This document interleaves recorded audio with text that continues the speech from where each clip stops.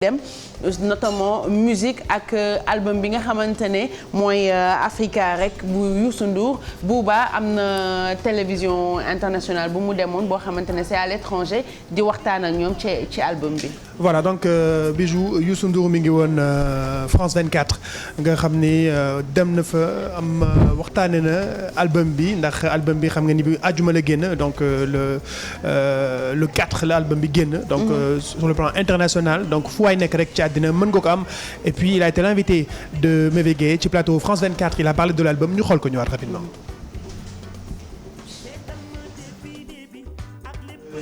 le temps que muy pare ñu waxtaan ci séance d'écoute bi nga xamante ne moom moo amoon le 3 novembre. voilà séance d'écoute bi amoon na fii ci Baramundi le 3 novembre jeudi la woon donc presse bi ñu ngi woon foofu toog waaye ñi nga xam ne également liggéey nañu ci album bi dañuy xool quelques réactions après séance d'écoute bi xool ba xam lu ci gars yi na ko gars yi gisee.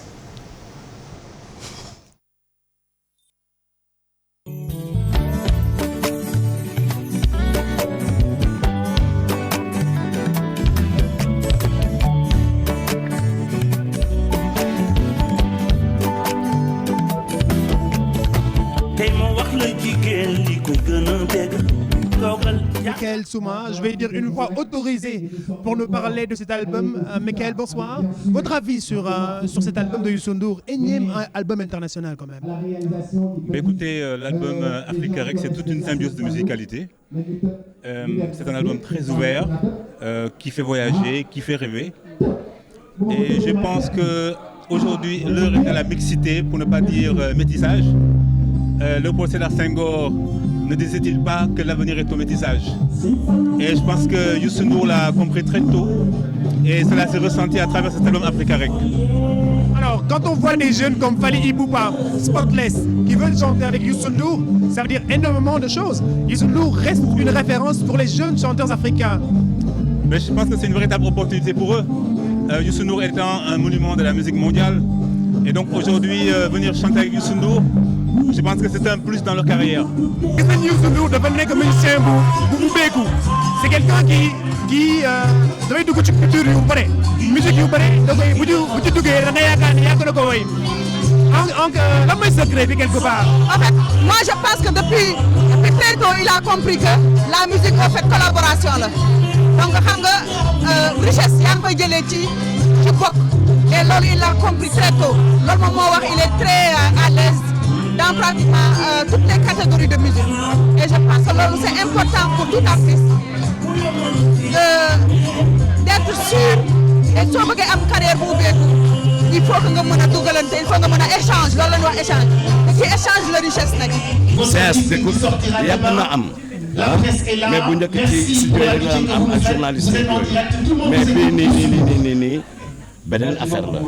I love you dama la dégg naan li ma la wax mais mbay dee na waar. waaw mais xam nga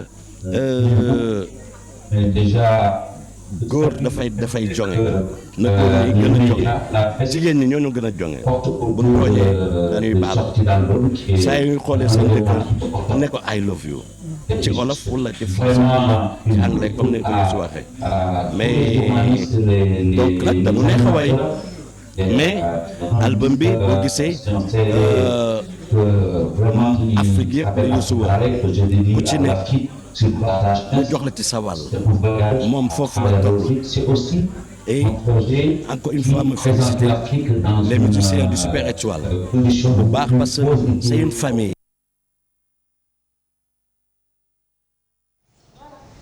voilà donc li moo nekkoon séance d'écoute bi nga xam ne album Africa rek lañ ko doon defee fii nii ci Baramundi c'était le 3 novembre Booba foofu feesoon na del yaa waaw feesoon na del parce que animateur journaliste et puis membre Super Étoile donc waa Prince Art donc on a vu ñu nga xam ne liggéey nañu parce que album bi Bijou bay xool 2 ans ñu ngi koy togg donc pour ñi nga xam ne dañuy yaakaar ni 2 ans waaw 2 ans la mu ngi ci liggéey donc tëbul tëb rek également def ko donc c'est un projet mûrement réfléchi nga xam ne quand même c'est sur 2 années que liggéey na ko jot na am ay collaboration ku ci mel ni un jeune comme Fally Ipupa qui moom très fort nga xam ne quand même c'est un garçon boo xam ne am nañu yaakaar ci moom ci musique africaine. Ban gis nañu garçon? Fally Ipupa. ah ok dama Fally bëggoon Ipupa c'est un garçon non quand même n'importe quoi arrête donc ñoom Fally Ipupa déjà Fally Ipupa c'est quelqu'un cartonne. waaw c'est quelqu'un qui a toujours voulu faire quelque chose ak Youssou Ndour donc li mu bëggoon am na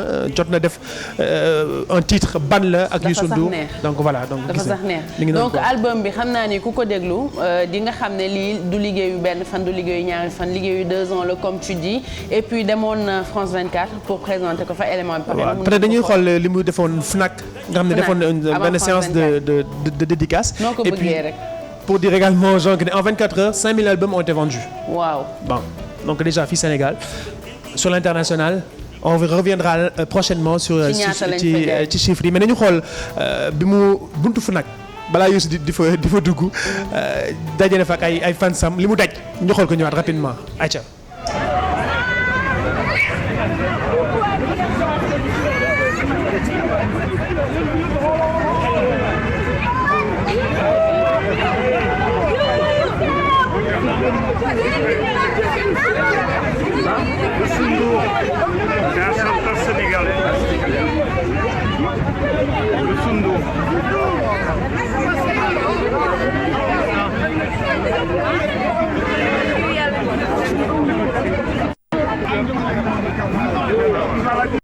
dama lay alamaan quoi.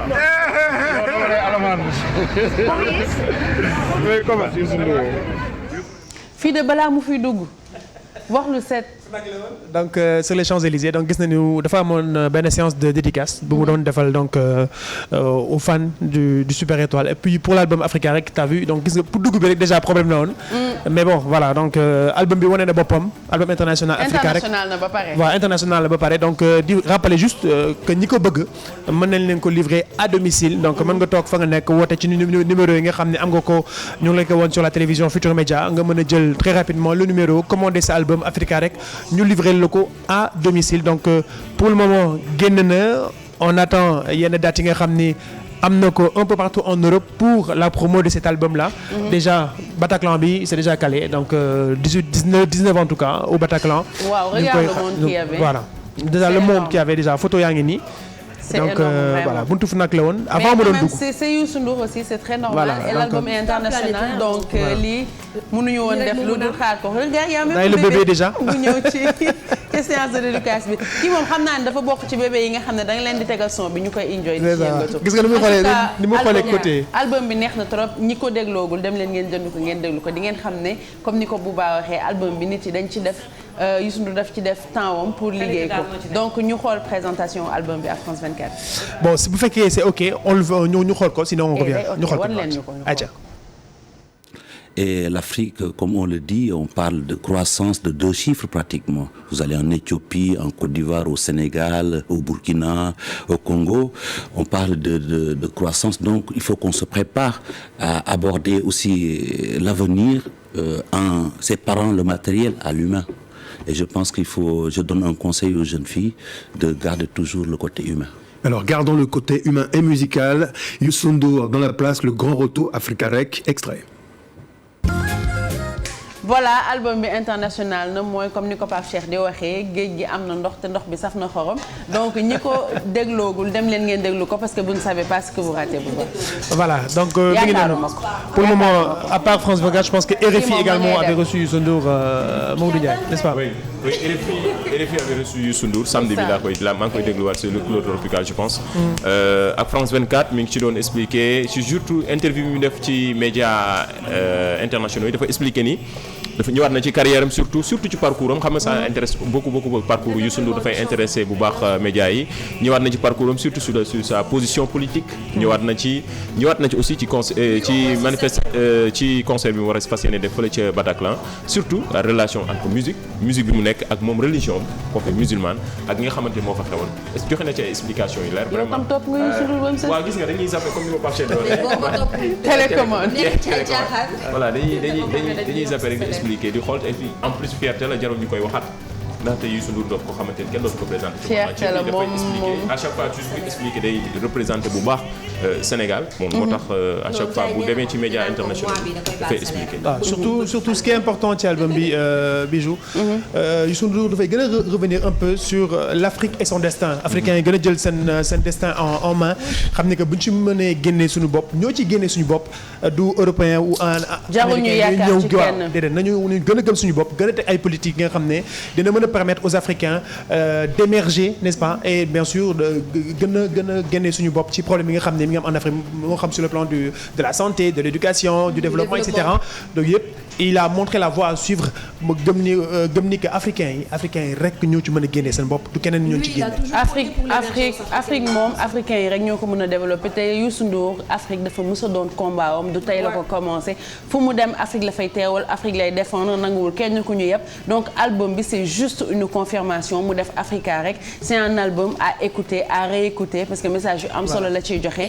donc à consommer surconsommer sax à surconsommer dañuy wax souvent bu leen consommer mais bi sans modération exactement. pour rejoindre Bouba li mu doon wax aussi bien vrai que am na ay chansons d'amour yu bari mais tey par exemple ce matin Pape Doudou daf ma dégluloo benn way boo xam ne mu ngi ci wax affaire dimbalante comme genre boo amee dara nga bañ ko denc ba déwén parce que am na ñoo xamante ni reeruñu et tout donc dafa am rek di rënk donc dafa nekk album boo xam ne je pense que aspect de la vie yëpp la jël en compte au-delà de l'amour bien vrai que l'amour c'est notre quotidien mais waxtaan na ak nit yi tamit si yeneen thèmes de société. donc bu baax ñu bàyyi la nga conclure juste ci album bi nga xamante ne mi ngi toj àdduna. voilà donc pour conclure ci album bi li ñu mën a wax mooy pour la promo de l'album il y a plein de dates yi nga xam ne ñu ngi en gestation. nga xam ne donc album bi dina continuer de def son petit bonhomme de chemin avec des spectacles à la clé. alors merci beaucoup ci li ñu indil neex nañu torop parce que album bi moom ñun ñu ngi ko waxoo ci album bi de lu xew. wala yaa ngi ci kii yi. man daal xam naa ne Be Careful moom man xam naa ne Ricardo ak Léo nee nañu Youssou ñoom la ko defaral. Be Careful waaw ñoom daal ñu ngi koy enjoy mi ngi leen di jox ay notu latino parce que Africa rek son international la def. dem dugg ci salsa bi ak li nga xamante ni mooy reggaeton ndax pan su ma koy fecc son boobu. xam nga yow yaa ñu tooñ yow. Be Careful ndax moom lépp Alfi merci beaucoup c'est gentil yóbbu na ko latino yóbbu na ko delloo na ko Amérique latine merci monsieur Youssou. merci beaucoup à toi merci à Bouba pour li ñu andil tey ci musique c'est très